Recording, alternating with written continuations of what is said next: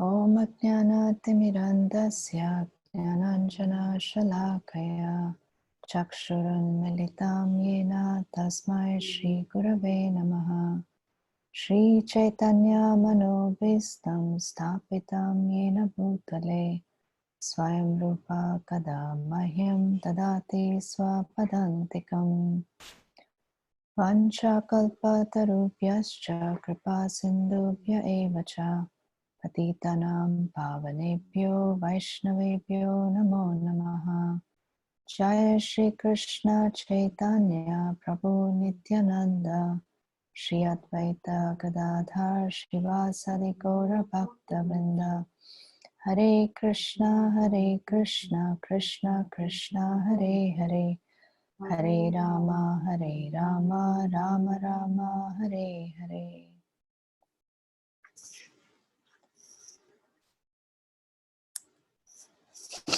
Hare Krishna everyone. Please accept my humble obeisances. All glories to Srila Prabhupada. So by Krishna's mercy, we're starting mantra 12 today. But I have a question for all of you. Who remembered that there were some homework or personal reflection exercises? Who remembers any of them?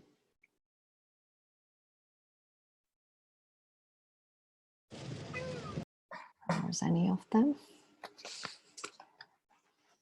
Who remembers there was something? Krishna. Yeah, what was it? Yes, we have to write down the like goals to how we can improve our.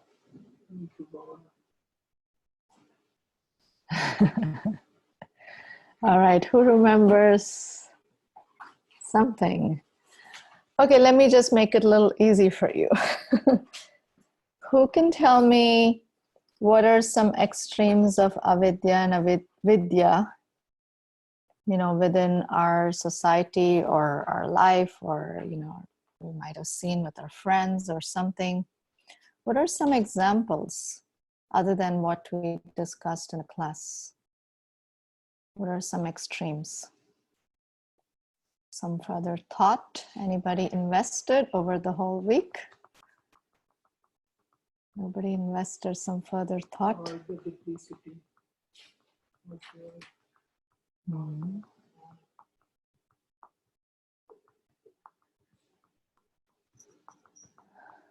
Hare Krishna. Was it scientists and philosophers?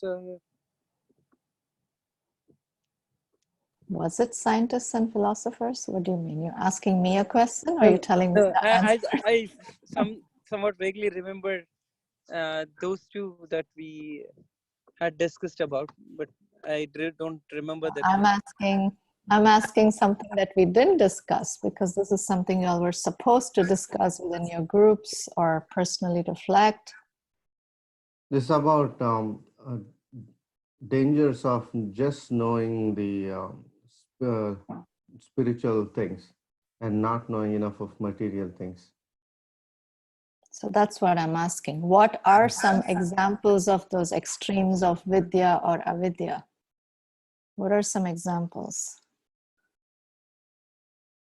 Everybody sounds like they're blank.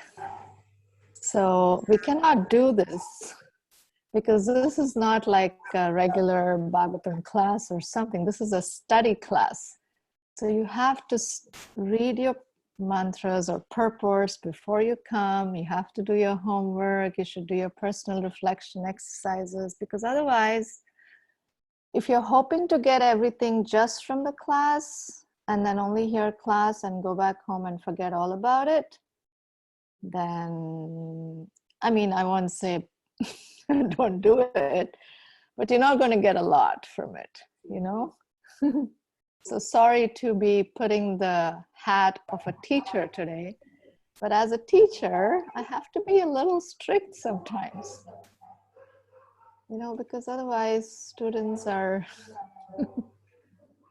slacking off with exams coming up in 3 weeks. Sorry, folks.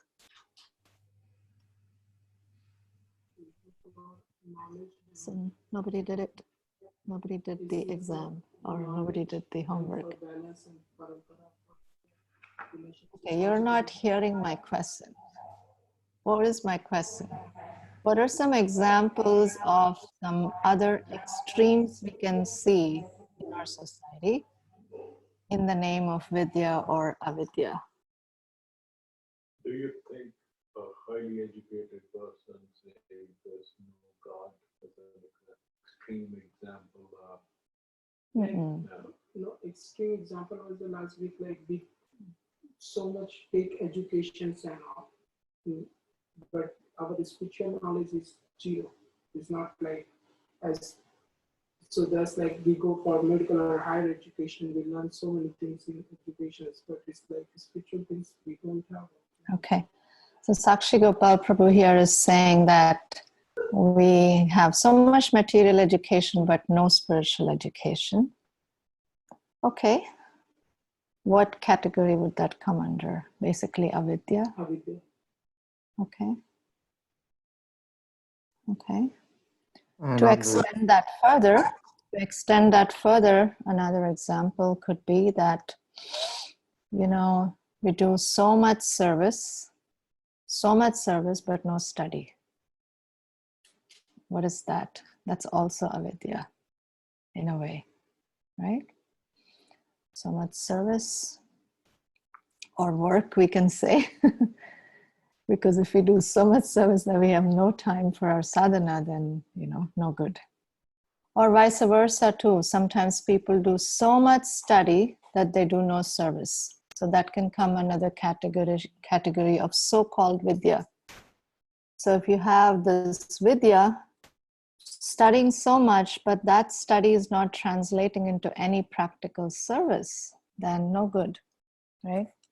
Any other examples? Otherwise, I'm just going to move on. I'm not going to spend time. But I have to say I'm a bit disappointed, maybe with myself more than you all, because if all of you are not feeling inspired to do, you know, these reflections or homework or even study, that means I'm not doing my job as a teacher, actually, because a teacher has to inspire the students. So somehow I'm not doing that for you all. So I'm sorry to all of you. I will try to improve myself. Okay, we'll go ahead to mantra 12 then, since nobody has any responses to share. Let's read the mantra together. Andam tama pravishanti ye asambhutimupasate tato bhuya ivate tamo ya sambhutyam rataha.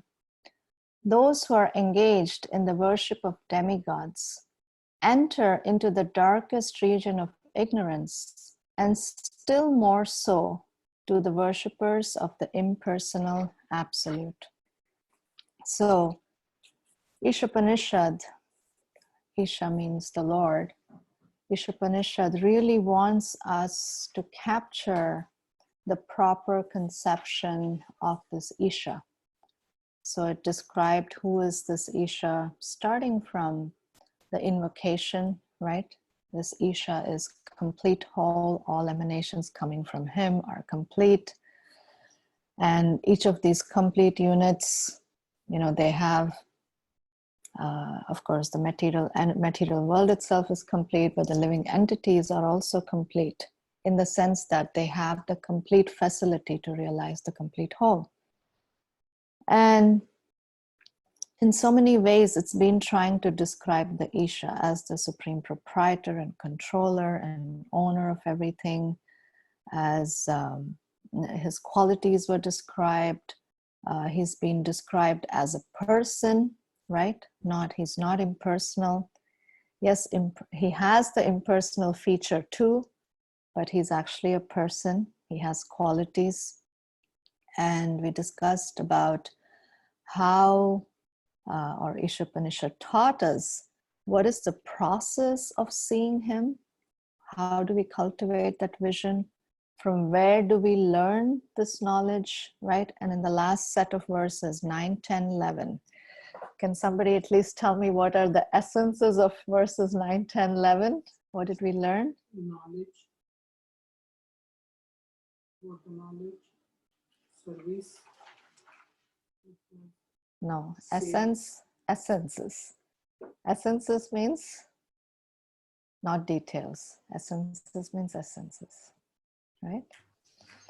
So what are some essences of 9, 10, 11? Because 12, 13, 14 is like a rerun of 9, 10, 11. Hare Krishna Mataji, this is Hare Krishna Das. Krishna. About mantra 9, we were talking about culture of science. Mantra 10, we were talking about what is real knowledge. And mantra 11, how do we balance vidya and avidya? Okay. Okay, close enough, but got the balance part right. What did mantra 9 talk about? You said it talked about nations. Is that all it talked about? Yeah, culture of science. So we're talking about. Hare Krishna Mataji. When I'm asking a question, it's really better if you answer me and not type in the chat, because it makes it difficult for me. Hare Krishna Mataji, it is Karunika Gopika. It is mantra 9 describes the result of the cultivating ignorance and false knowledge. 10 explains the cultivating true knowledge brings, and there's a different result. And 11 telling about the balance. Okay, thank you. Thank you very much. Okay, so now mantra 12 to 14, they're very similar. The only difference is instead of knowledge, they're talking about worship. So really, like, we're going to hear a little bit more detail about the same theme, okay? So here's the connection. Mantra 11 described how one must obtain knowledge while understanding nations to transcend material conception, or basically go to deathlessness and attain immortality. We discussed at length about what that immortality means for us. What does that immortality mean for us? Really testing y'all today. What does that immortality mean for us? What did we discuss?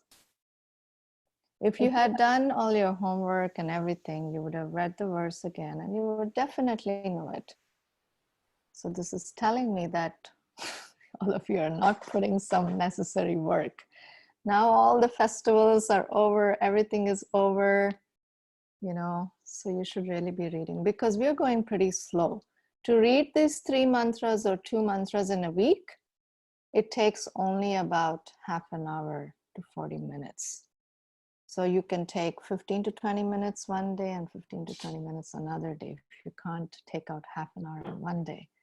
And to do the homework, it will only take another maybe 15 minutes or so.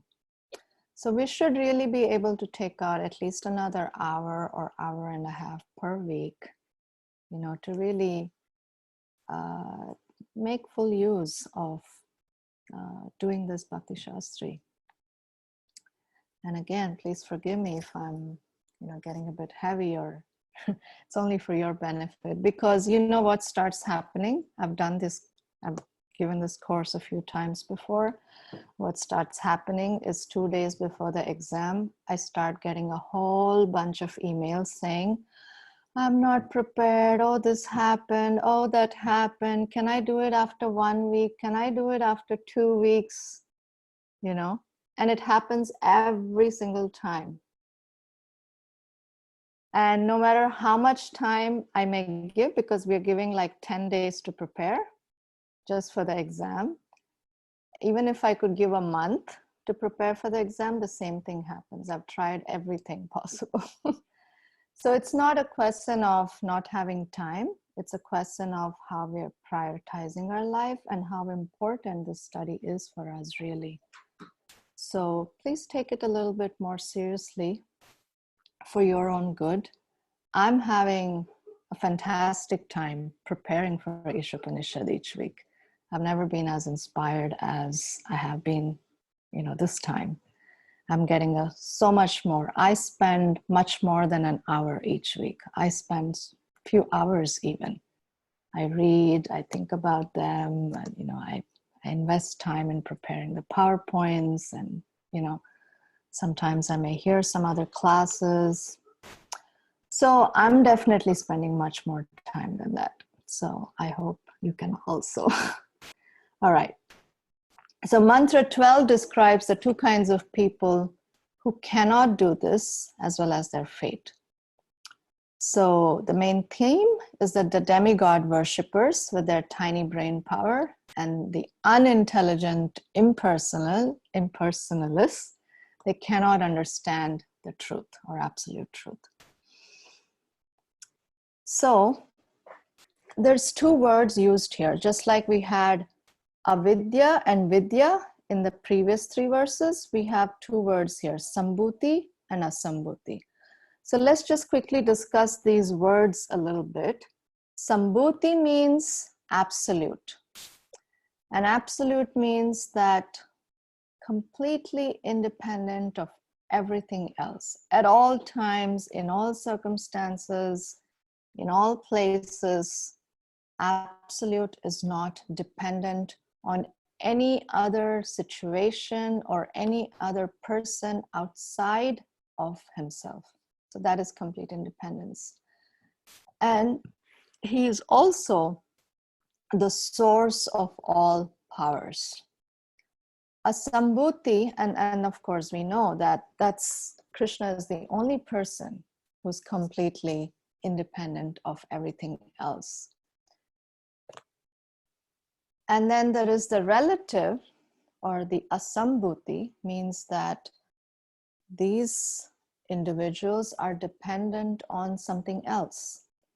They have powers, but their powers are limited. They are not the source of their own power. Someone else is bestowing that power upon them. So in this picture, you see that there are demigods. They're at the shore of the milk ocean approaching Lord Vishnu. So every time there is some problem in the material world and the demigods are not able to figure it out, what do? They go to Brahma usually.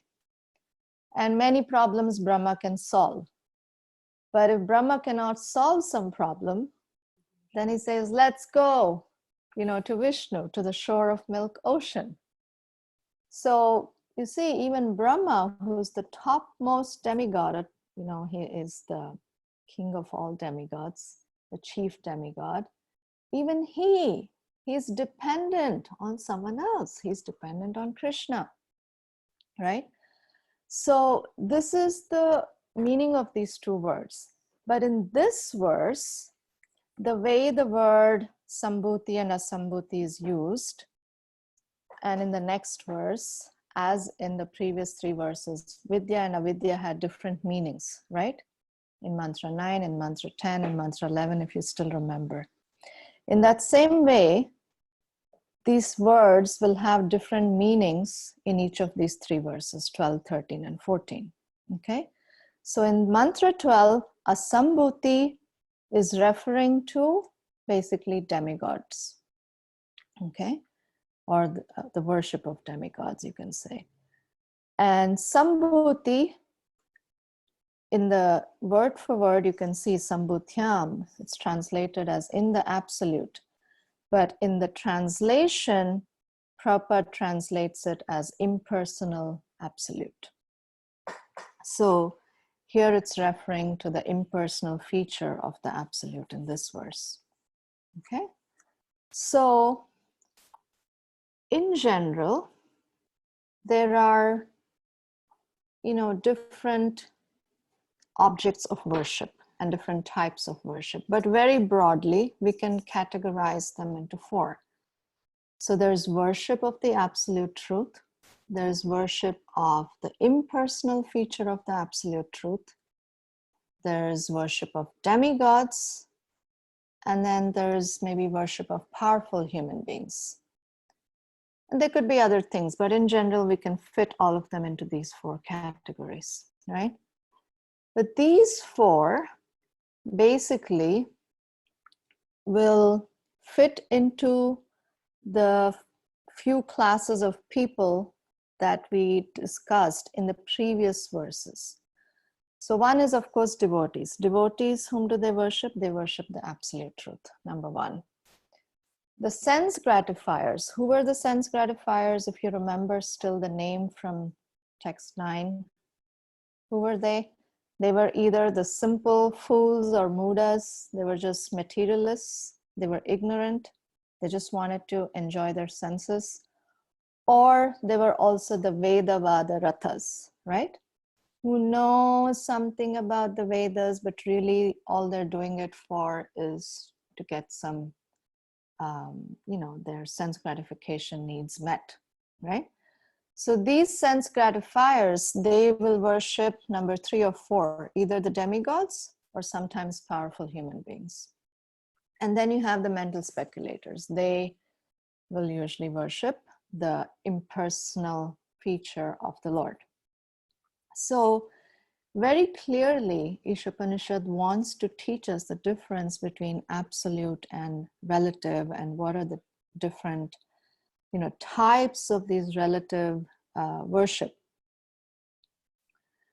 So here, although Sambuti can mean, it means absolute truth, here it's referring only to the impersonal feature of that absolute truth. So demigods.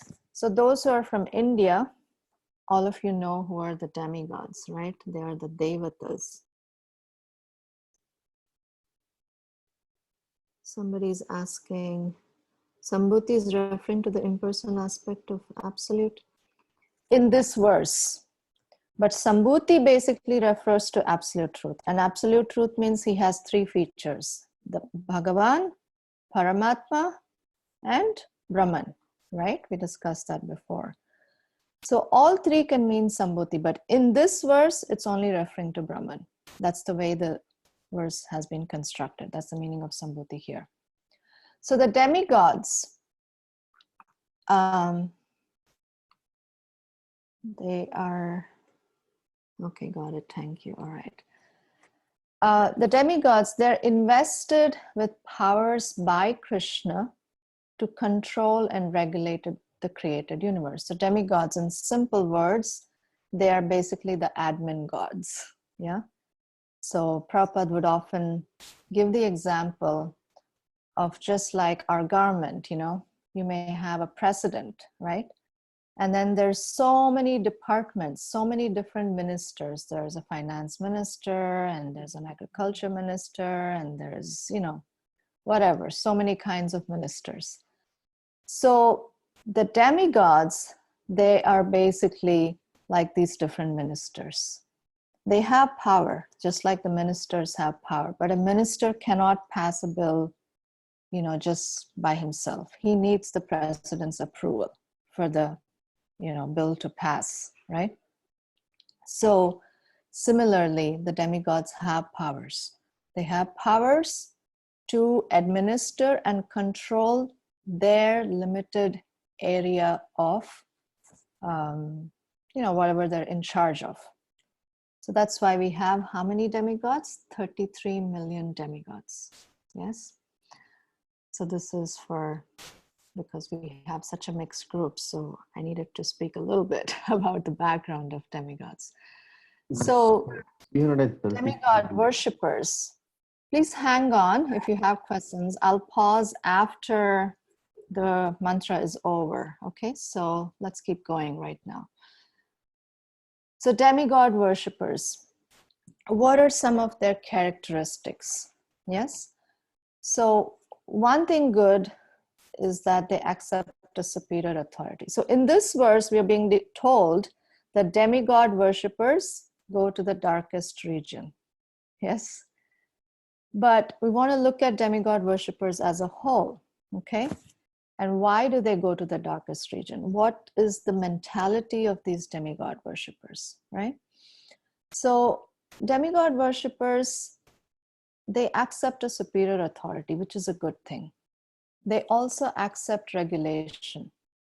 But what is their motivation? Their motivation is sense gratification. Yeah, they want something to enjoy for themselves.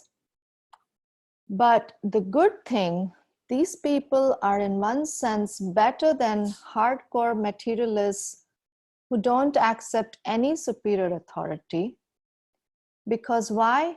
By accepting a superior authority, it automatically brings some regulation in our life. And by doing that, our consciousness gets upgraded. Yeah. When we defy all authority and we think that we are the ones who are going to achieve everything by our own hard work and deny any superior authority, then our consciousness gets degraded. And that's what is happening in the modern society, as we can see, because they're not accepting any higher authority. So our Vedic culture was constructed in such a way that everybody could gradually come to the position of worshiping the absolute truth, the highest. But knowing that people in general are attached to sense gratification, you know, the large portion of Vedas consists of this Karma Kanda section. We talked about this a little bit before, where, you know, they're allowed to worship some demigods. And then gradually, if they keep going, their consciousness will get upgraded little by little. And then what they do is these demigod worshippers, they may do some pujas, they may do some yajnas, right? Some worship. And then they come in contact with priests or brahmanas. And then from the priests or brahmanas, they hear that, oh, there's heavenly planets also. So then they start thinking about life beyond this world, you know, sense enjoyment beyond this world. They think that, oh, there's more than this life, and then there's heavenly planets.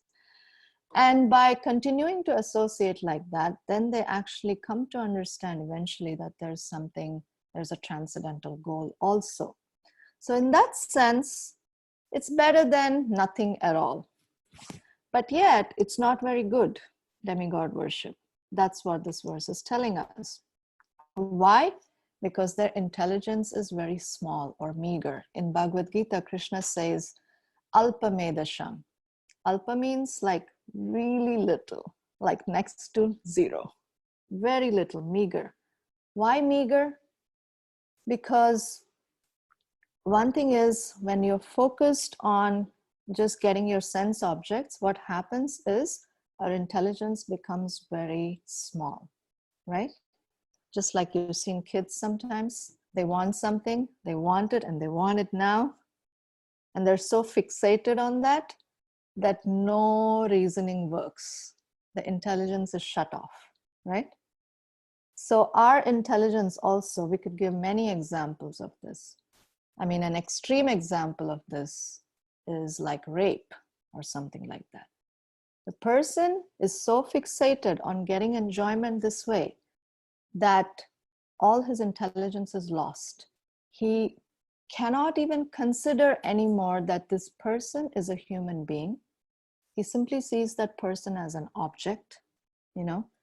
He cannot think that that person has a life, you know, how it's going to affect them and so on. So the intelligence just gets lost.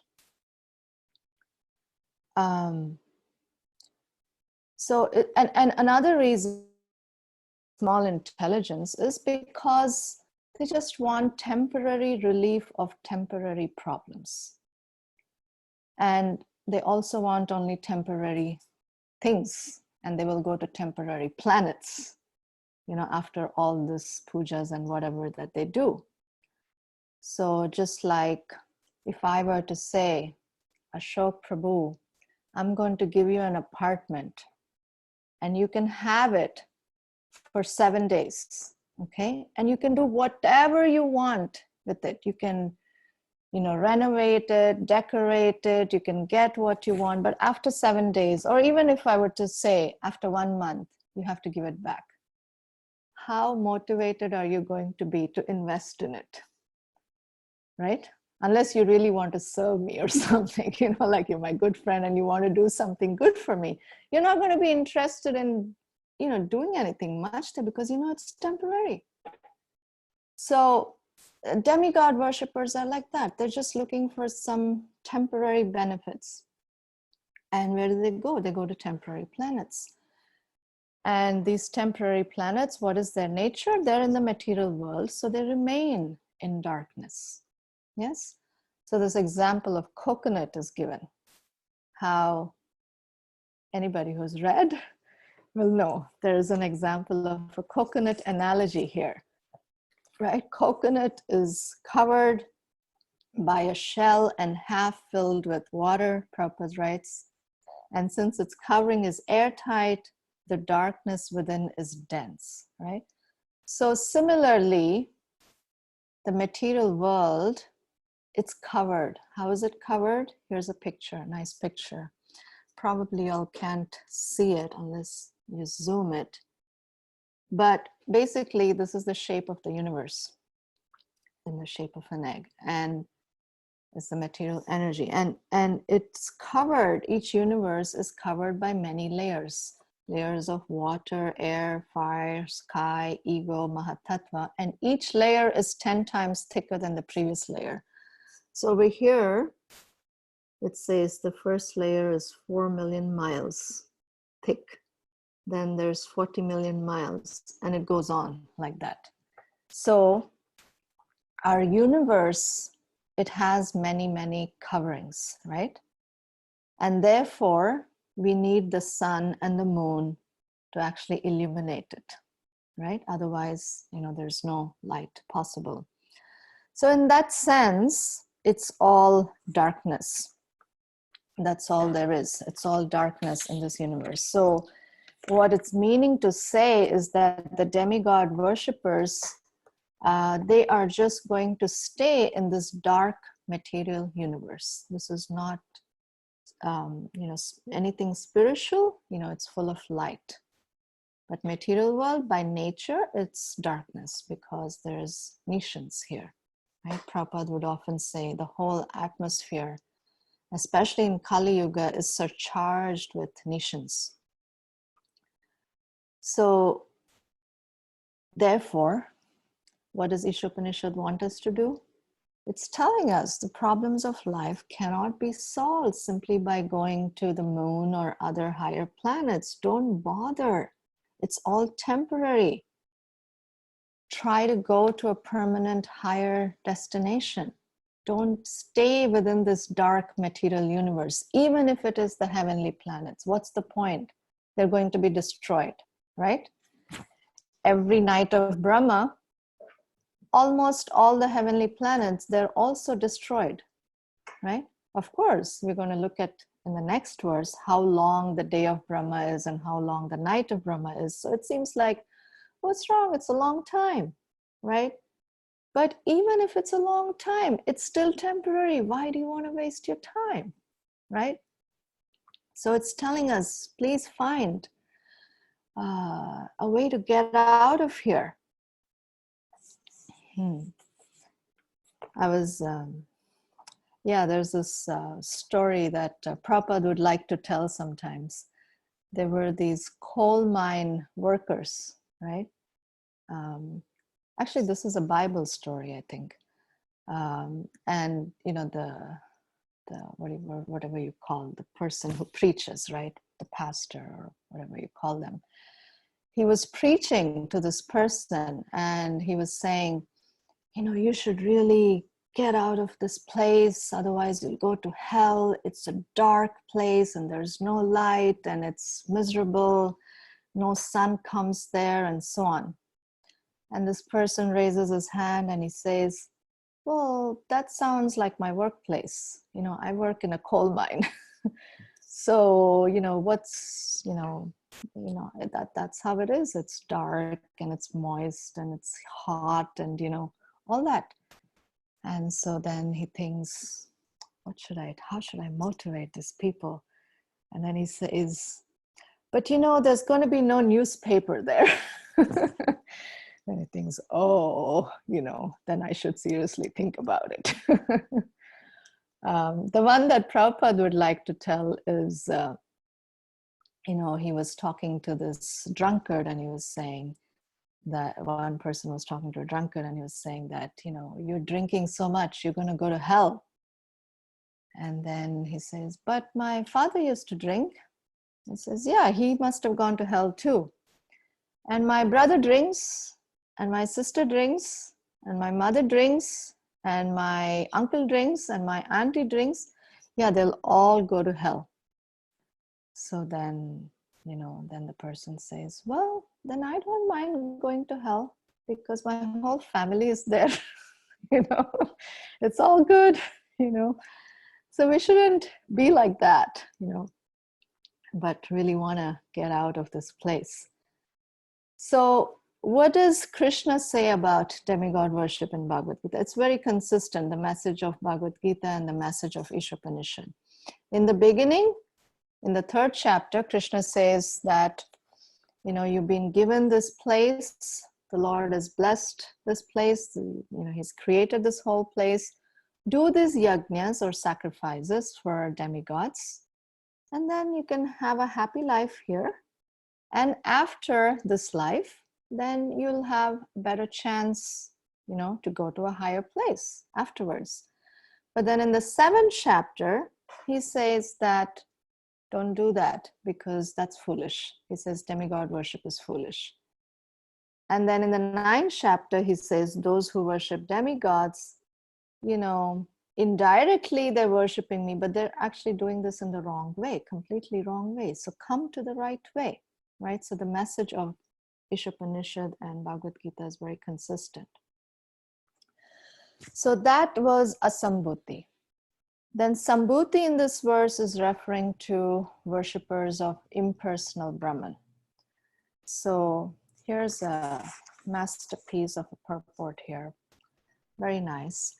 Prabhupada writes, many philosophers and great rishis or mystics try to distinguish the absolute from the relative by their tiny brain power.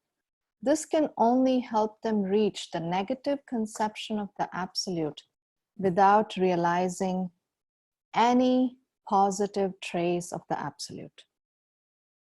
So it goes on, and Prabhupada says, definition of the absolute by negation is not complete. Such negative definitions lead one to create a concept of one's own.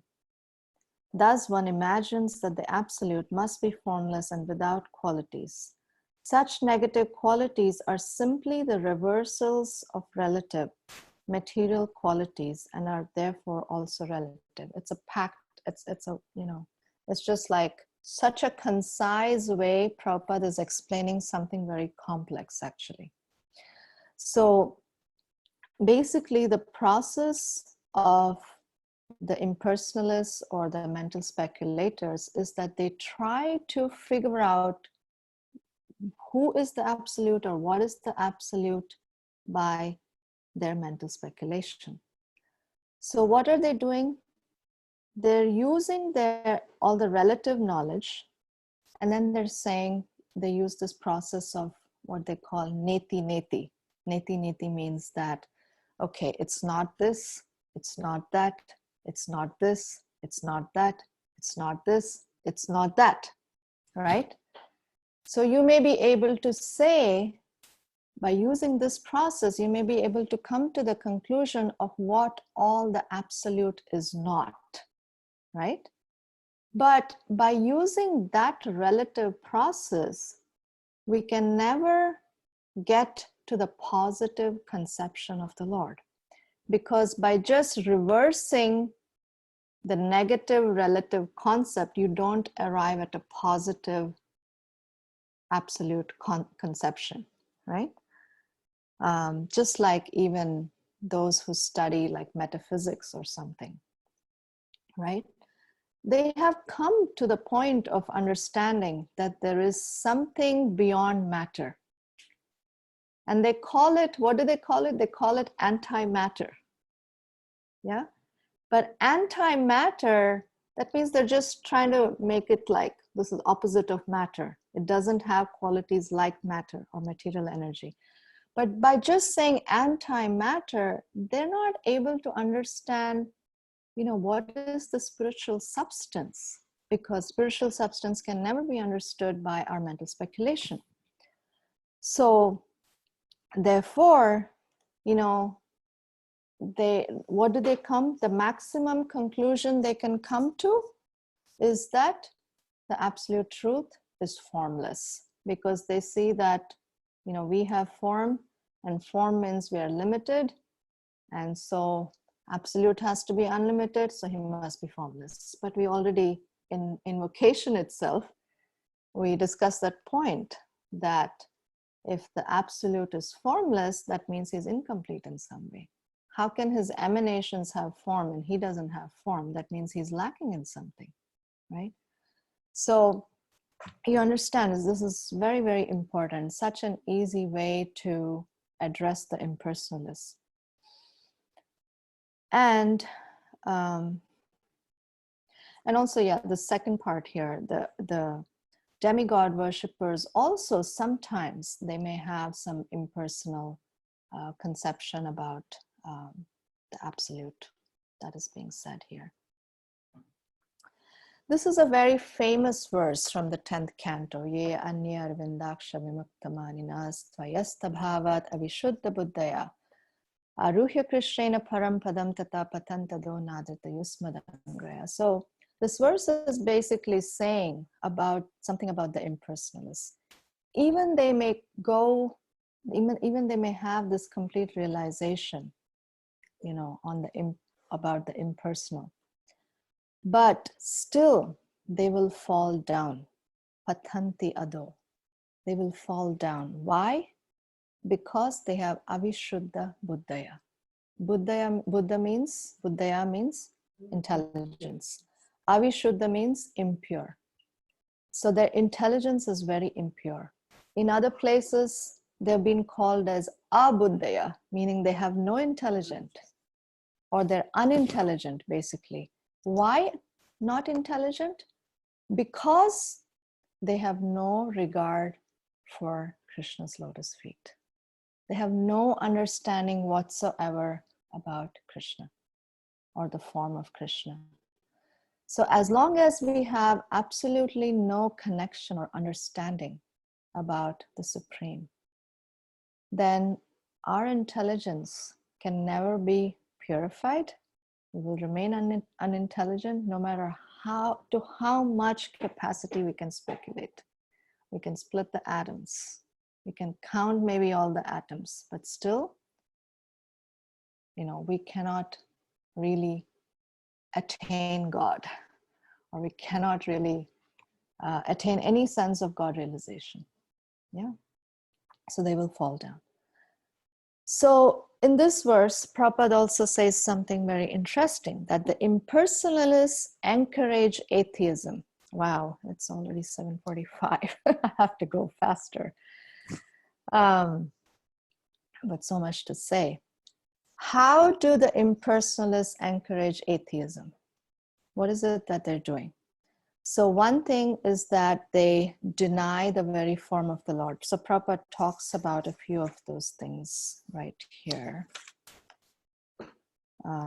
Page 88, for those who have the old version of ISOPANISAD. So they deny the form of the Lord, right? Then they encourage people to, so this is important, take notes. You may get a question on the exam, hint, hint. Maybe, maybe not, but you should know this nevertheless, don't space out. So they deny the form of the Lord. They encourage people to rely on their own strength, right? Because they deny any superior authority, and for them, everyone is, we're all one. So they are, if you're saying all one, then what's the need to depend on anyone else? We're all the same, right? Yes. So that means then they're encouraging people, no superior authority. So in that way, atheism. They themselves believe that they're God, right? So that's also, it doesn't really help people feel that, oh, there's a God that I have to believe in, because we're all God. And also, although they speak big philosophy, they themselves fall down, as we saw in this verse. They themselves fall down. They're not able to keep the standards that they're preaching about. And eventually what happens is they get involved either in other sense gratificatory activities, or they'll come back down and do some philanthropic activities, because there is no taste in just being impersonal, because we're by nature meant to have relationships. So they'll come back down and do those things. So what happens because of that, when people see that they're not walking their talk, then people lose faith in them. And when people lose faith in them, then eventually they lose faith in God. So in this way, they are, encouraging atheism or breeding atheism in people. And another thing is, they don't accept any parampara or disciplic succession or authority, right? So whenever we don't accept a disciplic succession, havoc has to happen, havoc has to happen. So that's another reason, because they become self-made acharyas, right? They don't accept previous acharyas, but they become acharyas themselves. So then again, there's atheism. And most of these people, they also will not worship any demigods, even, according to Shastra. If they do worship somebody, they worship only, not according to Shastra, but they have their own way of worshiping demigods. And they worship demigods also as a means to achieve the goal. And once their whole thing is that once I achieve my goal, I'm going to drop the means. So then they dump the demigods or whichever god that they're worshiping. So you can see it's very, very atheistic by nature. And then the last part is about the pseudo-religionists. So Prabhupada in this verse basically talks about both of these categories as pseudo-religionists, because ultimately pseudo-religionists means that they just want name and fame, they make a show. Very powerful paragraph again. The pseudo-religionists have neither knowledge nor detachment from material affairs, for most of them want to live in the golden shackles of material bondage under the shadow of philanthropic activities disguised as religious principles. So what, by a false display of religious sentiments, they present a show of devotional service while indulging in all sorts of immoral activities. So very clear. And this doesn't necessarily apply only to the demigod worshippers or the worshippers of impersonal feature. It can also apply to us. Do we sometimes make a show of devotional service? In fact, in the third canto, Kapila Dev speaks to Devahuti. There's a series of verses where Kapila Dev is speaking. He says that if you are worshipping me, but if you're not regarding other living entities, then your worship, I just consider it to be imitation. In fact, he uses very strong language, and he says that your worship is like pouring ghee into ashes, right? When you're doing a yajna or fire sacrifice, you pour ghee and, fire becomes more. But what happens when you put ghee into ashes? Nothing. Nothing happens, right?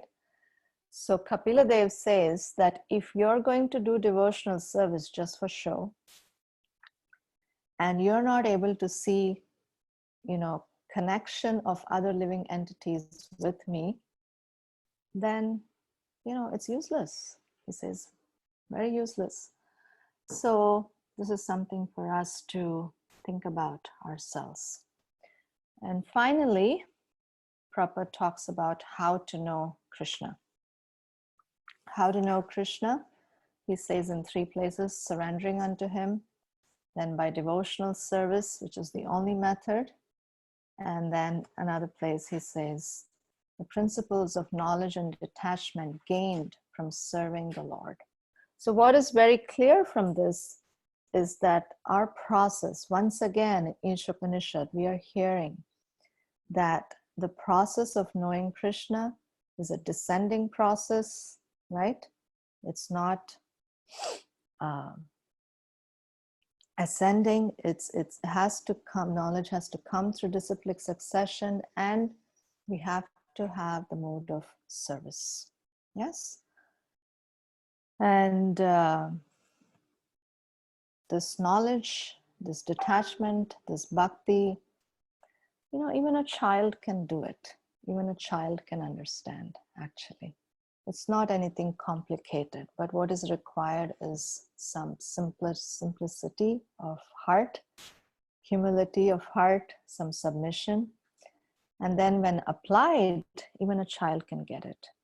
Whereas big brains, big scientists, they don't get it, even you try to explain to them. Because it's not a matter of brain power, but it's a matter of consciousness. And then there's some charts for you. You can go through them. Any questions? Jeez, wait. I'll just stop only for 5 minutes. Hare Krishna, Mataji. Yes, Hare Krishna. This is Prema Mataji, Haribol. Mataji, I have this question that we know that verse Yanti Deva Vrata, Yanti Putran, Yanti Putra Vrataha. So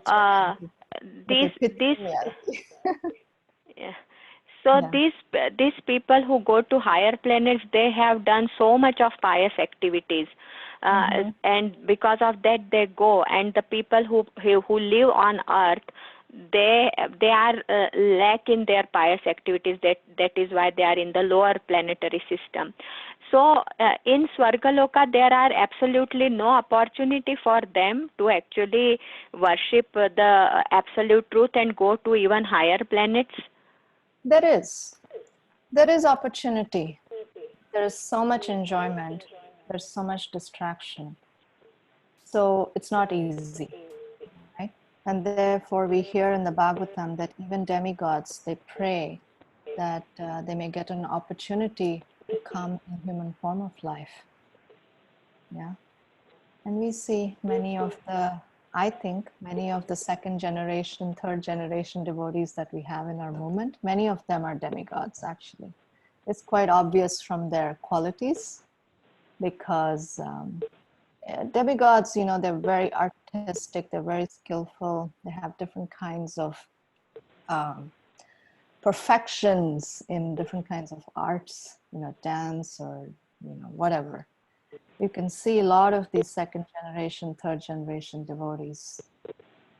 They're very artistic and very skilled. They have so much devotion, but they also have so much attachment to material life. That's classic of a demigod, you know. So anyway, yeah, there is opportunity, but there's also a lot of distraction. It's not easy. So Mataji, in our scripture, is there any example that shows that some of the people who live in the higher planetary system, they even go to back to Godhead or even to the higher planets? Yeah, it all depends. Again, the same law applies of, you know, whatever you remember at the time of death, including even for Brahma, whatever, you know, is a state of consciousness at the time of death.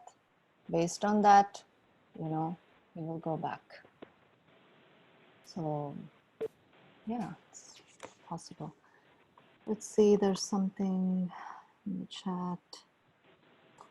Sambuti, okay. Is impersonalism is a cluster term for Mayavad, Shunyavad, or Nirvisheshavadi? Yeah, it's a cluster. You can say it's the cluster, Mayavad, Shunyavad, Nirvisheshavadi. Yes. Yes. There is something called Brahmavad also. And Brahmavad is basically where there is no, they're on this gradual process where there is no envy in their heart. So they just, realizing the impersonal is just like a step, and then they continue beyond that. It's just that they didn't meet, because one can only get bhakti when they meet a bhakta. Just that they haven't met a bhakta till then. So they're on this path of impersonalism, but it's not an impersonalism that's tainted by any envy or selfishness. There is complete sincerity. So they may realize the impersonal, then they come in contact with a bhakta, and then they continue further and become bhaktas. A classic example from our Bhagavatam is the 4 Kumaras, or even Sukadeva Goswami himself. The 4 Kumaras, they were completely Brahman realized, right? And they were trying to gate crash into Vaikuntha, and then they would get stopped by Jay and Vijay.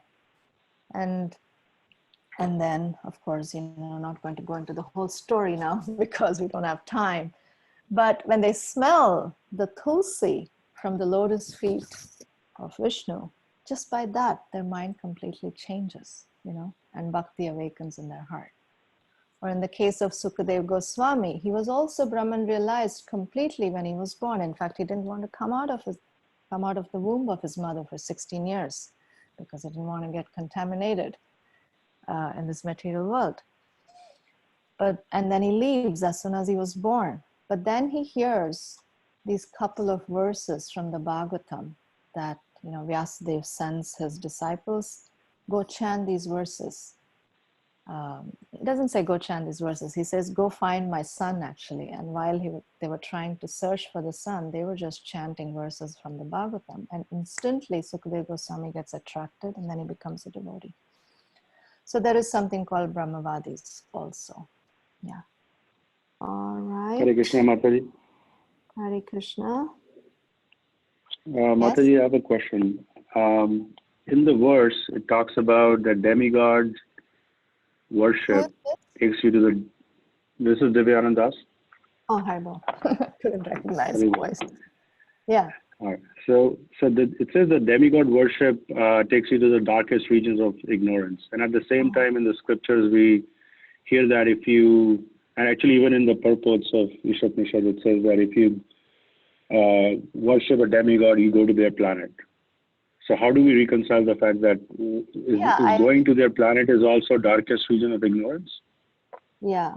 So I explained that earlier, that darkest region, meaning that over here, it's just referring to the dark material universe. That's what it means. Because no matter where you are in the material world, it's still dark, right? And that's why this coconut analogy is given. That it is that material universe is actually dark without the presence of sun or moon. So in that sense, dark. It's not necessarily referring to hellish planets like we previously spoke about. It's referring to the dark material universe. But of course, the impersonalist worshippers, they go to still darker region, it's saying, because, yeah. Okay? So thank you, Mataji. For impersonal, they are, so Brahma Jyoti, if they're praying Brahma Jyoti, that's one form of the Lord. Nowadays, we hardly find this pure Brahmavadi kind. The Brahmavadis are not going to go to a dark place. The Brahmavadis will attain Brahma Jyoti. But even then, that's not, you can't stay there.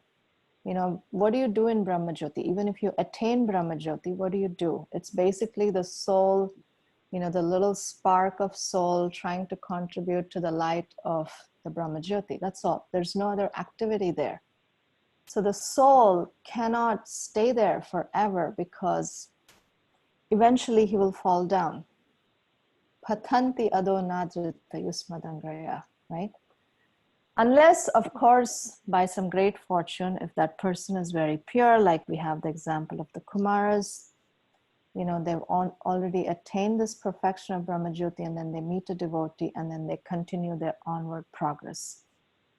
But generically, in the current day and age, what you find is Mayavad, really, predominantly. It's not with this, it's not, yeah. I won't go too much into it because of time. But does that help? So the sect of, yeah, that helps. And so the sect of people that says that at the end of my life, I will go into the Lord, like I will become one with the God. Is that a Brahmajyoti concept or is that a Mayavad concept? No, it's Mayavad concept. It's merging into the Lord. But even to merge into the Lord, it's no cheap thing, actually. You know, it's actually no cheap thing. I mean, merging into the Lord means merging into Brahmajyoti only, but it, you know, both are same. People use it in an interchangeable way. But because what is Brahmajyoti? Brahmajyoti is nothing but the effulgence of the Lord, right? So, yeah. So that's what they're referring to. But what is the practice for that? Really, it's not, you know, attaining the absolute is no cheap thing. So, but in this verse, what we're speaking about really is the Mayavad conception, where really there's like a disregard for the absolute in some way. Okay, so in this verse, it doesn't talk about the Brahmajyoti or the Paramatma, and then obviously not the form. No, it's not talking about the Brahmavadis, so to say. It's talking about the Mayavadis. Okay. Yeah. Yeah. Okay, thank you, Mataji. Yeah. Okay, so we have to keep moving. Devotees whose parents are demigod worshippers, and when devotees visit families, how should they handle family gatherings that involve demigod worshipping? What does Srila Prabhupada say about such matters? Wow. Okay, if we start getting into this whole demigod worship discussion, then that's all we're going to be doing right now. But basically, what should we do? Very simple, keep it very simple here, is that we offer respect to demigods according to their position, right? We understand who the demigods are, that they're administrative gods. They're taking care of some very, very important functions for all of us in this material world. So they're very elevated beings, they're very elevated living entities. So we definitely offer respect to them. But should we place them on the same level as Krishna? Of course not, because they're not. It wouldn't be proper to place them on the same level as Krishna, because they're not. And then if, there'll be more details, like what if we get offered prasad that has been offered to demigods? Is it really prasad? Because demigods also know who is their authority. So, really, it's like, what I don't accept. I will accept in my hand, and later I find a way to just put it somewhere, Because it's not offered to Krishna, right? If we treat demigods as representative of Krishna, it's not a change. Yeah, this is a whole big topic, so I'm not going to get into it deliberately, because I know we can talk for hours about this.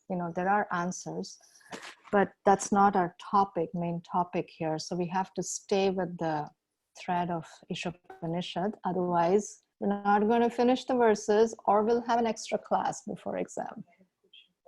You have last question, and we're definitely not going to get to verse 14. People are worshipping demigod, and then suddenly they start worshipping Krishna. So in that condition, what will happen? Start worshipping Krishna? Krishna is happen. Wonderful. So still they will go to that? No, No. There's So the question here is, sometimes people used to worship demigods and then they stopped worshiping demigods and they started worshiping Krishna. Will they still go to the dark place? No, they won't. They won't, because now they've accepted Krishna. Yeah, that's why. Yeah, and I'll answer you later. Yeah, yeah.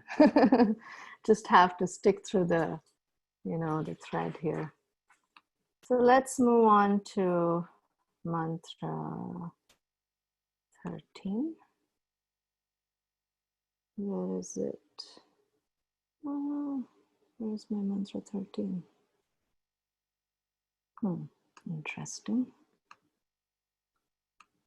Because I have to escape out of this.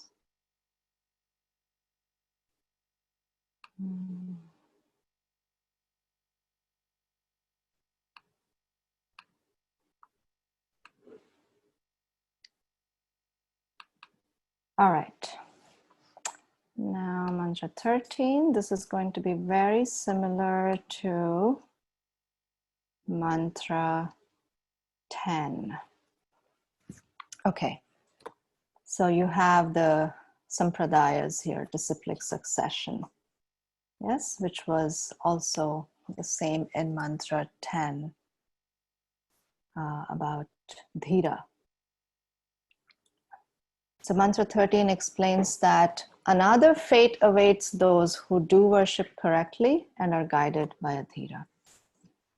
And Krishna, or the supreme cause of all causes, can be known and worshipped only by approaching a true spiritual master, a dhira, and not by any other path.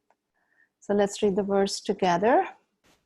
Anyadevahu sambhavat, anyadahura sambhavat, iti shushruma dhiranam yenastat vichachakshire. So you can see it's the same verse, just avidya and avidya is replaced by sambhavat and asambhavat. It is said that one result is obtained by worshipping the supreme cause of all causes, and that another result is obtained by worshipping what is not supreme. All this is heard from the undisturbed authorities who clearly explained it. So there's two words here, sambhavat, which is referring to the Supreme Personality of Godhead, and then asambhavat, very much like Sambuti and Asambuti. So here, asambhavat is referring to everything else, including impersonal Brahman, the demigods, and service to mankind. So you can see the words are being used differently here, right? In the previous verse, Sambuti was, please don't be on your phone during the class. Put your phone away. Sorry.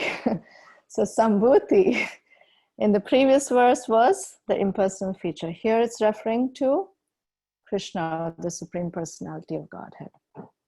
And Asambhavat is referring to all other kinds of worship. So that's the difference.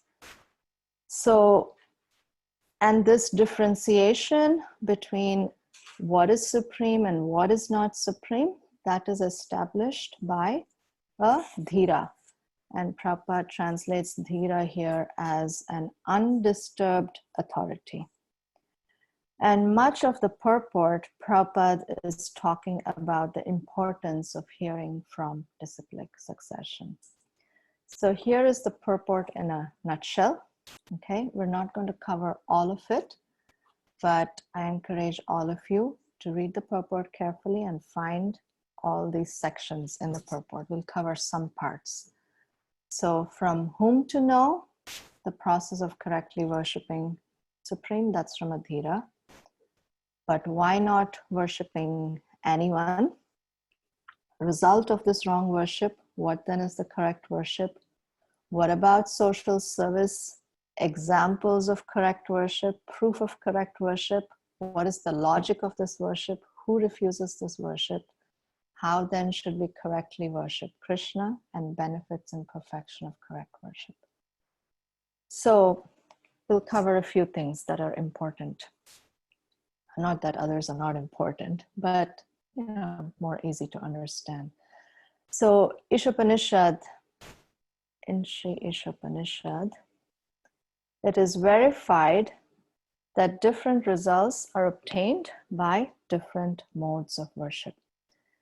And you can see here in this, there's different paths, and each path is going to a different planet, right?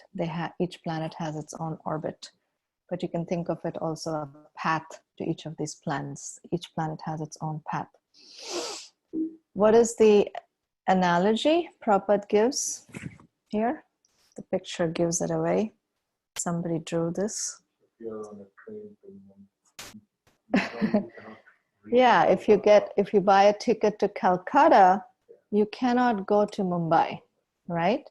Even in India all kinds of things are possible, but at least this is not possible, that if you get a ticket to Calcutta, you cannot actually go to Mumbai. So based on your method of worship, you will go to a certain destination based on that. So there is a saying, yatamat tatapat, right? That, you can follow whatever path. It'll all lead to the same, place. Or like in English, they say all roads lead to Rome. But do they really lead to Rome? They don't. Not in a literal sense. Take a road, it doesn't lead to Rome. So, but this is a very prevalent, especially in the new agey kind of religions, this is very prevalent. It sounds very, very broad-minded to say, follow whatever appeals to you. Whatever gels with your heart, I respect that, right? You heard people say that? Yeah. That enlivens you, that inspires you, follow that by all means. It's all the same, right? But it's not the same. That's what we're learning in this verse. It is not the same, because there's a few things. When people say something like that, what it means essentially is that you can do whatever goddamn thing that you want to do, You can do any damn thing that you want, basically. So you're not bound by any, rules, regulations of anything. And this is one reason also in the modern day and age, people don't like organized religion, because they feel organized religion or institution means that, there's things to follow. So that's why people like to say, recently Garuda Prabhu had given this whole talk about spiritual but not religious. They even have an acronym for it, SBNR, spiritual but not religious. This is what, it falls into this category, kind of, right? That you basically do whatever. You're thinking of subtle topics, and most of the time, these don't even touch the soul. They're just subtle. They're on the platform of mind and intelligence, but they're not necessarily even touching the soul. So one thing is, it means that you can do any damn thing you want. But there's another thing, is that these people, they, believe that, the conception of God is kind of, it has to be very undefined for them. Yeah. Anything defined is not okay, right? And also, they feel that any path is okay because they see the path as only being a means. It's not an end. For us, bhakti is the path and the end. But for them, the path is just a means, and after that, they drop that path. So you can see that something is not proper there in their search, right? Something it's basically suited to their sense pleasure. It's not necessarily that they want the highest truth. Yes? So different destinations according to, because really, this is not true at all. But the whole process, spiritual life is like a razor's edge. We have to, that's why, carefully understand these principles, because otherwise we will fall into some of these traps in some subtle ways also. So very clearly Krishna says in the Bhagavad-Gita, the verse was quoted by Prema Mataji earlier, that those who worship demigods go to the planets of demigods, my devotees, reach my planet, Krishna says. And again in chapter 9, he says, those who worship demigods will take birth among demigods. Those who worship ancestors, they will go to the ancestors. Those who worship ghosts and spirits will take birth among such beings. And those who worship me will live with me. In fact, I had this, we don't have time so much today, but in fact, I had this interesting experience once. I was in an airport and I was talking to one lady. It was a fantastic conversation. The whole thing was going so nicely. But then it came to the point of where, I started speaking something with more clarity about the conception of God. And then immediately she was like, oh, come on, this is the problem I have. How can, God be defined? He has to be undefined. It has to be mysterious. It has to be mystical. You cannot define God, actually. This is the problem with you guys, That's why I don't like it. Because the moment you accept a definition of God, it comes with also certain do's and don'ts automatically, right? So anyway, Hare Krishna. So then another thing Prabhupada does here is in page 95. He gives many, many references to establish how Krishna is the Supreme Personality of Godhead. So it's not just that he's saying it. It's not just that Arjuna is saying it. It's not just that Krishna is saying it. It's not just that Bhagavatam is saying it. But so many different classes of scriptures are all consistently pointing to Krishna as the Supreme Personality of Godhead, right? So that gives us some faith and conviction. And Prabhupada's brilliance in, writing all these amazing quotes and references we can gather from here.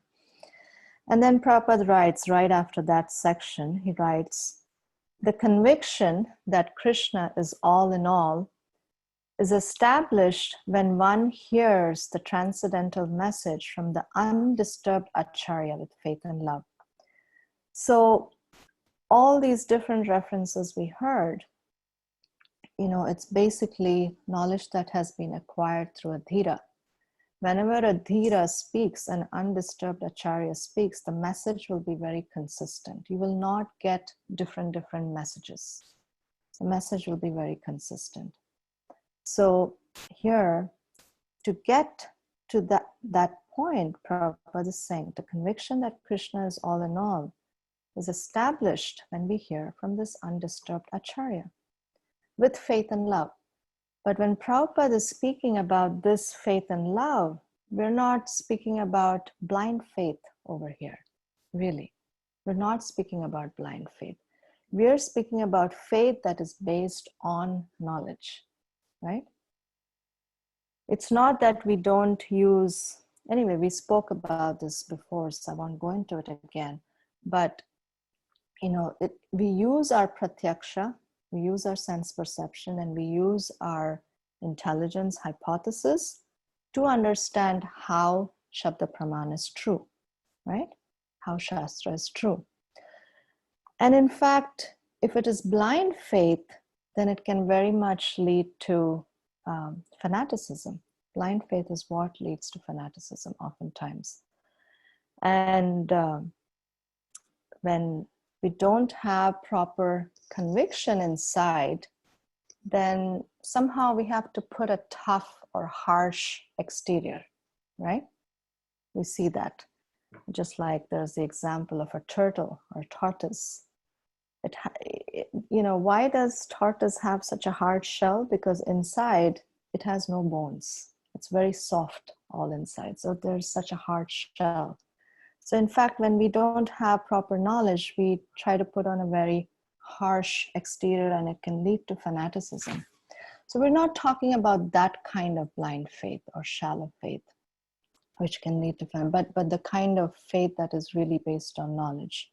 In fact, one time Prabhupada was asked, Prabhupada, this whole topic of faith came up. And Prabhupada said, what faith? We should have knowledge. That's how Prabhupada responded to it at that time. What are you talking about, faith? We should have knowledge. Just like, to give an example, if I were to say, how many in the room have been to New Guinea or something? How many have been? Maybe nobody, right? But do you believe there was New Guinea? There is New Guinea? Yes, we know that there is, we believe. We believe because we heard it, we studied it in our geography, and so on, that kind of knowledge. We may not have the realized knowledge, but we have that knowledge. There's faith that there is New Guinea. So that kind of faith we need here, basically, that this is true, right? And then Prabhupada talks about also,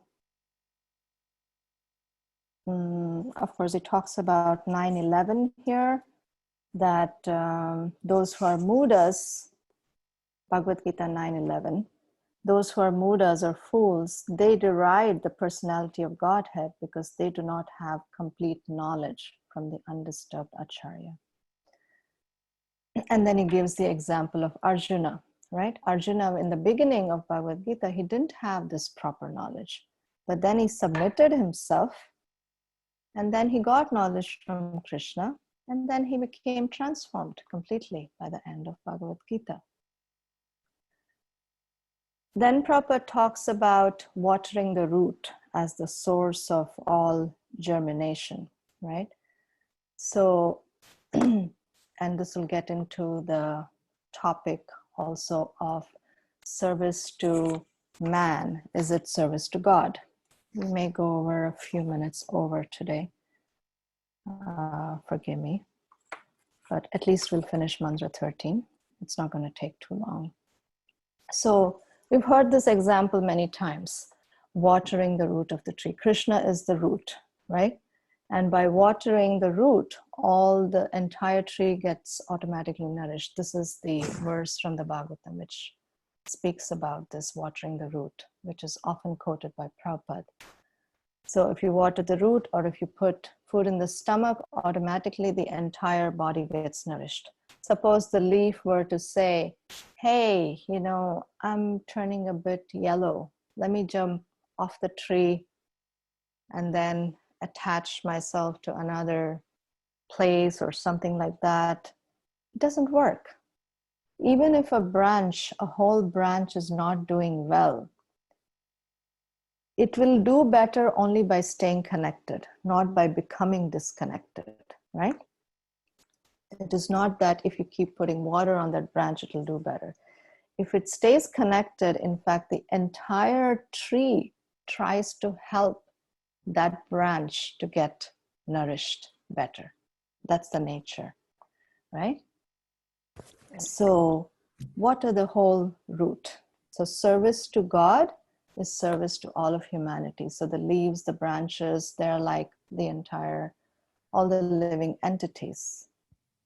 So this question is brought up over here, right? Where is it? Yeah. Real service to humanity, Prabhupada talks about here. So there is this conception, Manava Seva, Madhava Seva. Is service to man really service to God? What do you all think?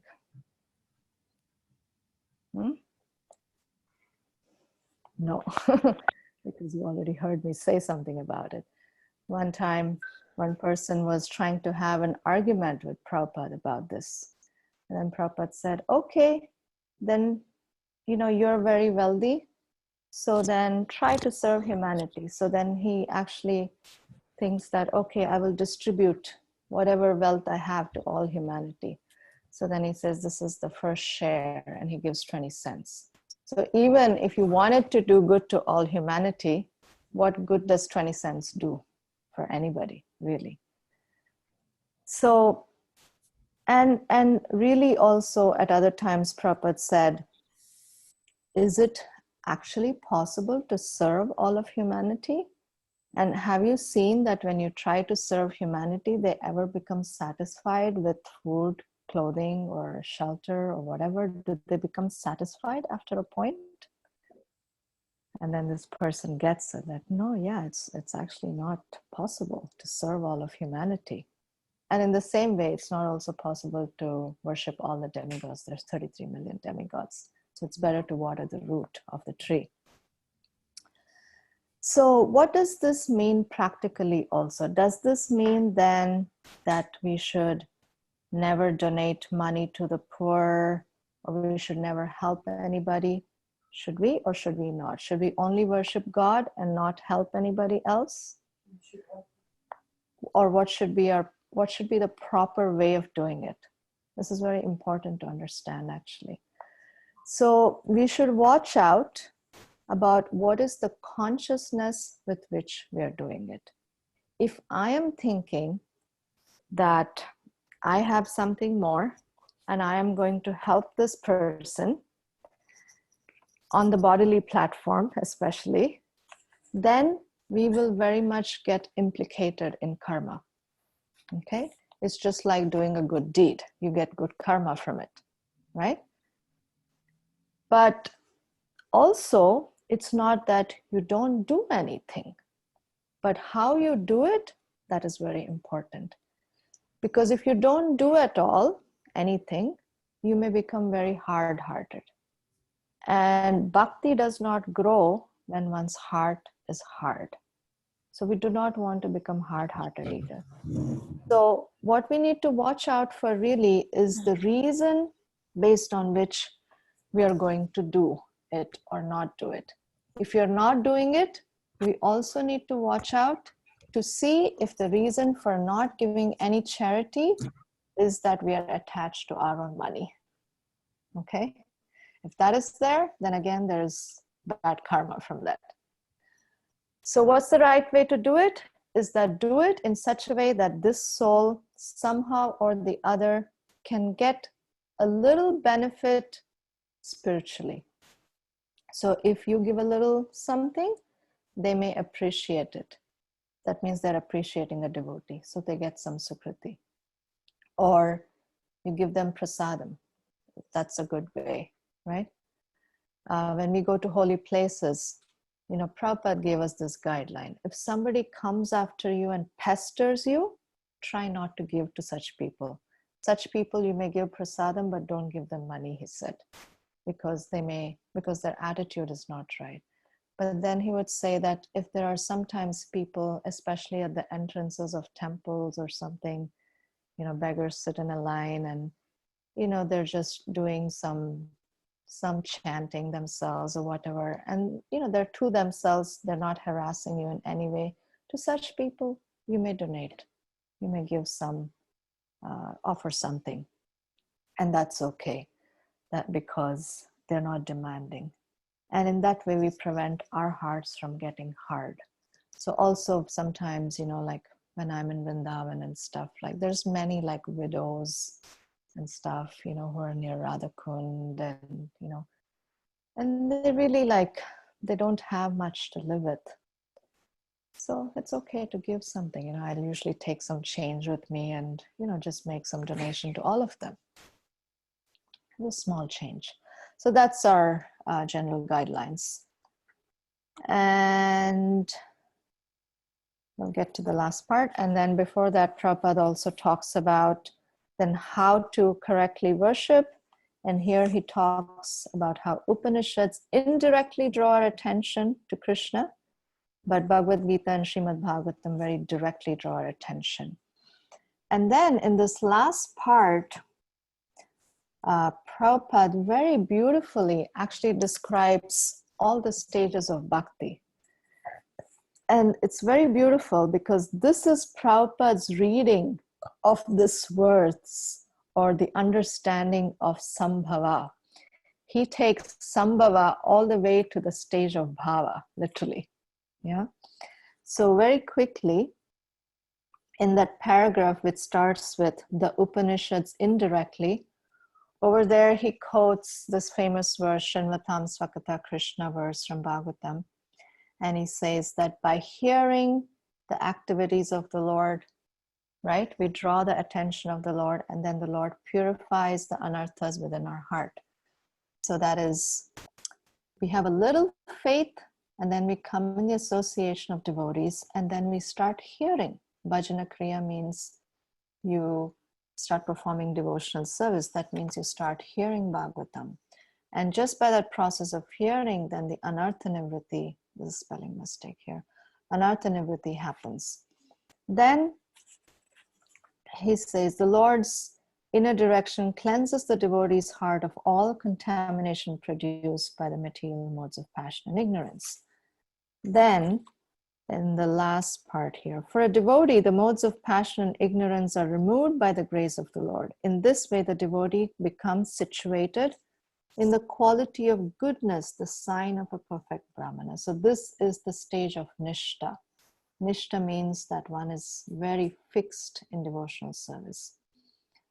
Then he continues hearing further like this, and then he becomes very advanced. He gets a lot of taste. He becomes, so this is Ruchi, and this is in this line. When one attains Brahmanical qualifications, he becomes happy and enthusiastic to render devotional service to the Lord. So this is the stage of Ruchi. This is a very, very advanced stage where one has so much taste for bhakti. Then there is the stage of Ashakti, where one is really freed from all material attachments and one's doubts are all cleared. And then finally, then there's the stage of Bhava. Yeah, so this is Prabhupada's beautiful understanding of this word sambhava here. But here you can also understand this in another way, that Prabhupada is really encouraging us to cultivate the mode of goodness. So here's again some personal reflection exercises for you. Hope you will do them this week. So work on developing higher qualities of goodness. 2 acts of kindness to someone. One example here, 2 acts of kindness to someone every day without their knowledge and without any expectation, simply as an expression of service to Guru and Krishna. Expression of service. And also seeing Krishna in the heart of others. We discussed this verse from Kapila Dev, that we don't want to be imitation devotees. So we did this application earlier too. So please continue, and then continue with meditation on Krishna's qualities. I will take 1 or 2 questions. If people need to log off, that's fine. But I just want to finish this verse for today, and I apologize for going over time.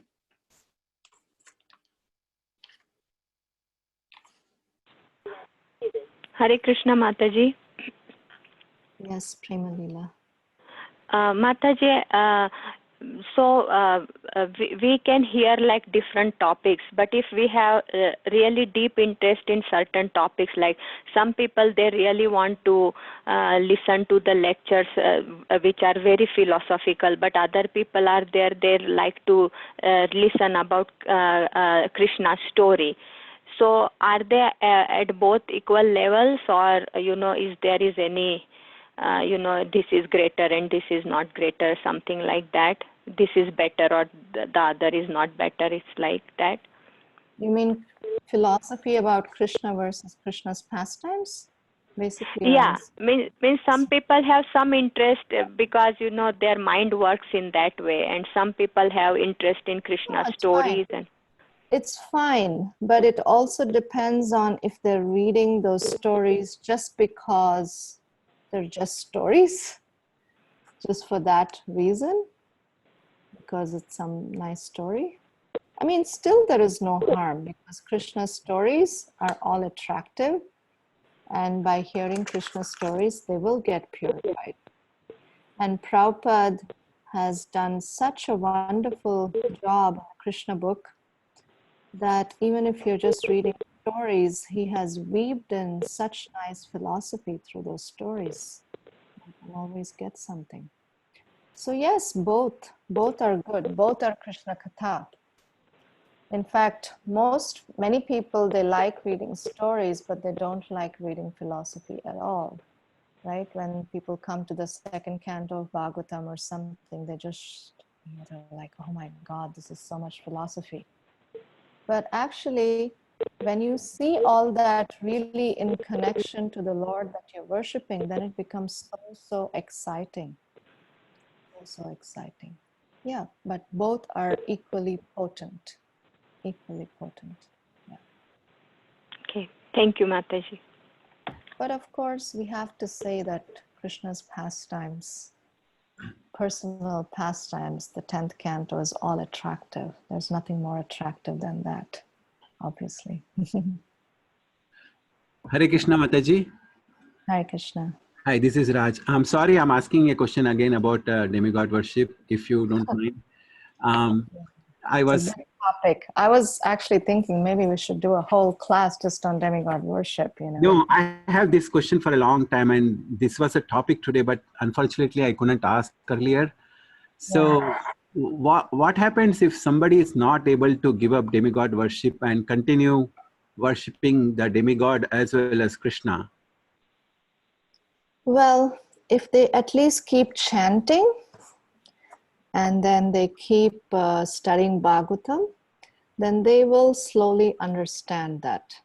You know, why people continue is because they just have some attachment and they're not able to give it up.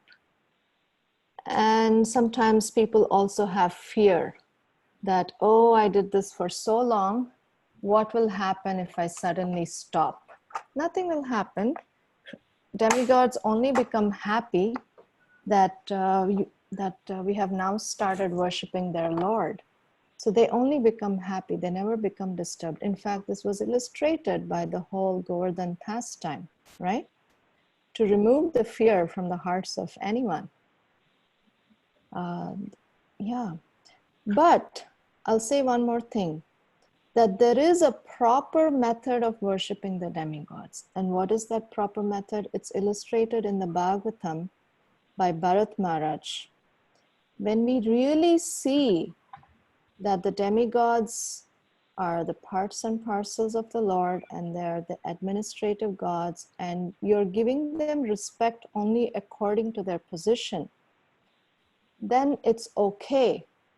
But in general, Prabhupada highly discouraged demigod worship. The reason is this. The reason is that in general, we have impurity in our heart. You know, we are not at a pure stage. We have mixed desires. We have material desires. And when we approach demigods with material desires, the thing that happens is that demigods easily fulfill material desires. And when your material desires get fulfilled, there's a tendency to become attached, you know, to that worship. So Prabhupada wanted to safeguard us from that. In fact, right in Nectar of Devotion, we'll discuss this when we get to Nectar of Devotion, there is even a recommendation to worship Ganesh to remove obstacles, right? But Prabhupada even discouraged us from worshiping Ganesh even for the purpose of removing obstacles. And then he quotes this verse from Brahma Samhita, which says that Ganesh, where is he getting his power from? He's getting his power from Lord Narasimhadev. So therefore, we worship Lord Narasimhadev, in fact, every morning and evening after every arti. You know, we worship Narasimhadev to remove those obstacles, because then we will be protected. Because if you go to Krishna, even if you have a material desire, Krishna will fulfill in such a way that we will not ask for that material desire again. He will purify us of that material desire. That's the difference between a demigod and, Krishna. So is there any step by step, like there are any steps to take how to, because this is my personal problem. I nowadays, I don't worship demigods for asking for any benefits or anything. I just worship them and say that give me Krishna Bhakti. But I'm not able to come out of it because not fear, but I feel guilty. So what is happening is reading books and chanting 16 rounds and doing Krishna worship. And then apart from that, doing demigod worship, it's taking a whole lot of my time. Yeah. And I'm not able to. So is there any... Are you convinced that the demigods get their power from Krishna? You should read this whole section in Bhagavad-Gita, 7th chapter and 9th chapter, and there's a little bit in the 3rd chapter. Yeah, I read the whole Gita today. Whole Gita today? Yeah. Actually, today my parents' Shraddha was there, so I read the entire Gita. Okay. And so, but that you must have read just the translations. Yes. But what I would recommend is, along with the purports, please read this section and ponder over it and become convinced about the position of demigods. And please understand that we are not trying to disrespect demigods. That's not what we're trying to do. But what we're trying to do is give the proper respect. It's just like if the president and whatever, the finance minister are there and, you give more regard to the finance minister, how is the president going to feel? And vice versa. But Krishna is not like the president, right? He won't feel bad. Well, he doesn't feel bad. It's not about Krishna feeling bad. But Krishna feels bad in the sense that you're not properly worshipping. In that sense. He feels bad for you. He doesn't feel bad for himself. He feels bad for you. Right? Mataji, if I may suggest, submissive hearing helps a lot. Of course, submissive hearing helps a lot, yes. So become convinced about the position of demigods.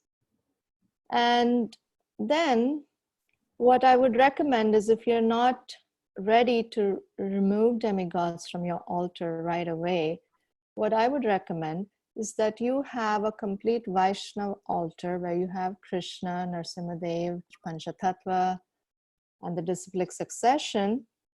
And then you have a separate shelf just for the demigods. But definitely I would not put demigods and Krishna on the same level, because that's offensive, because they're not on the same level. So have a separate shelf for them, and you offer some respect. And in fact, you can even pray to them and say that, I have come to this understanding, but out of some attachment, I'm not able to let it go. They will help. There's many wonderful stories. There's the story of, Keshava Kashmiri in Chaitanya Charitamrita, where Keshava Kashmiri was this big Pandit and he could defeat anybody. And in fact, Saraswati had given him the boon that nobody will ever be able to defeat him, right? But then again, it's a beautiful, nice pastime, not going into all the details, but then Lord Chaitanya defeats him. So that night, then he, prays to Lord Saraswati and he says, how come? I got defeated. You said that nobody would be able to defeat. So Saraswati says that I said that nobody within the material world would be able to defeat you. But actually, this is not anybody in the material world. This is my own Lord who defeated you. And then Keshav Kashmiri's heart gets transformed, and next day he goes and he offers obeisances and submits himself to Lord Chaitanya.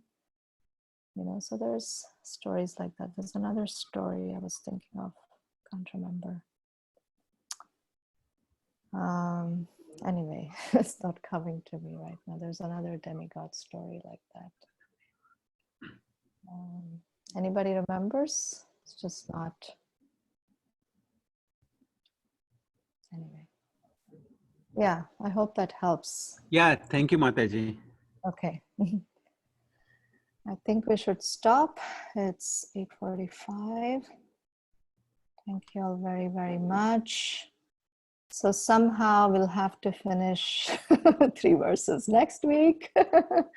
Or we will do a little bit more. Maybe we'll just have to go half an hour extra, or instead of having a whole extra class, we might just spill over a little bit for one time. Okay. Thank you all very much. Hare Krishna. Hare Krishna.